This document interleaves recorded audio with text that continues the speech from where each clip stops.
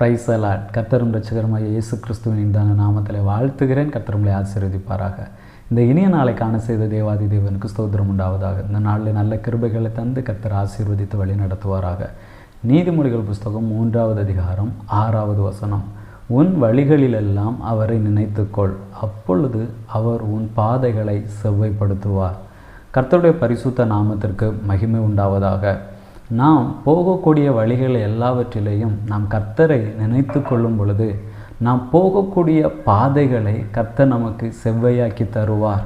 நாம் எதத்திலே பார்க்கும் பொழுது ஆதியாகமம் புஸ்தகம் 24வது அதிகாரத்திலே ஆபிரகாமினுடைய ஊழியக்காரனை குறித்து நாம் பார்க்கிறோம்.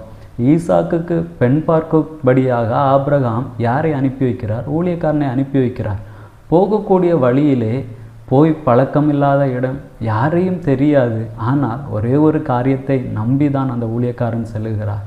கர்த்தரை நம்பி போகக்கூடிய வரக்கூடிய எல்லா இடங்களிலும் கர்த்தரை நினைத்து கொள்ளுகிறார். கர்த்தரிடத்தில் அடையாளங்களை கேட்கிறார். போன காரியத்தை கர்த்தர் வாய்க்க பண்ணினார். அதே போல தான் நம்முடைய வாழ்க்கையிலே நாம் போகக்கூடிய இடங்களிலெல்லாம் நாம் கர்த்தரை நினைத்து போக வேண்டும். கர்த்தர் இந்த காரியங்களை வாய்க்க பண்ணுவார் என்கிற ஒரு நம்பிக்கையோடு கடந்து போகும் பொழுது நிச்சயமாக அந்த காரியங்களை கர்த்தர் வாய்க்க பண்ணுவார்.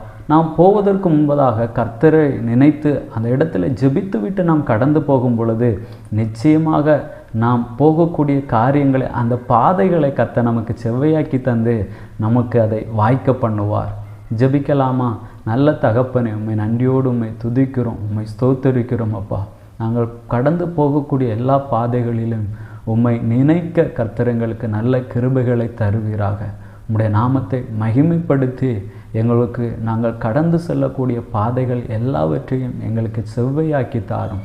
உம்முடைய நாமத்தை மகிமைப்படுத்தும். இயேசுவின் நாமத்தில் பிதாவே, ஆமென். God bless you.